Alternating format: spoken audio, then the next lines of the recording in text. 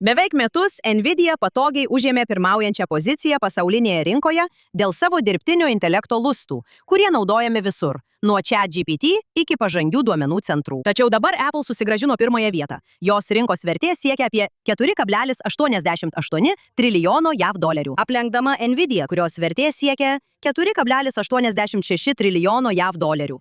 Po to, kai lustų gamintojo akcijos smuktelėjo. Šis pokytis žymi didelį investuotojų nuotaikų pasikeitimą. Metų metus Apple buvo kritikuojama, kad atsilieka dirbtinio intelekto lenktynėse. Ypač, kai konkurentai investavo milijardus į didelių kalbos modelių kūrimą. Tačiau dabar investuotojai mano, kad Apple stiprybė slypi kitur.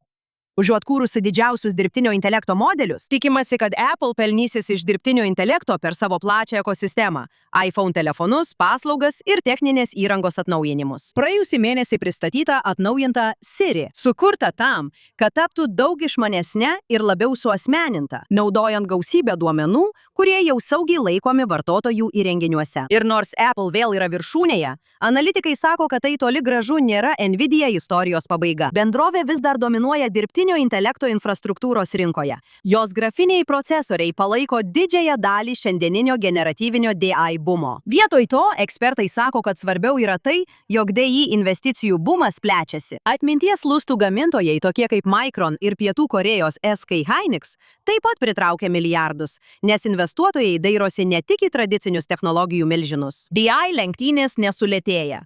Jos tiesiog pereina į naują etapą. Investuotojai paskirsto investicijas tarp bendrovių, kurios jų manimų nulems kitą dirbtinio intelekto kartą.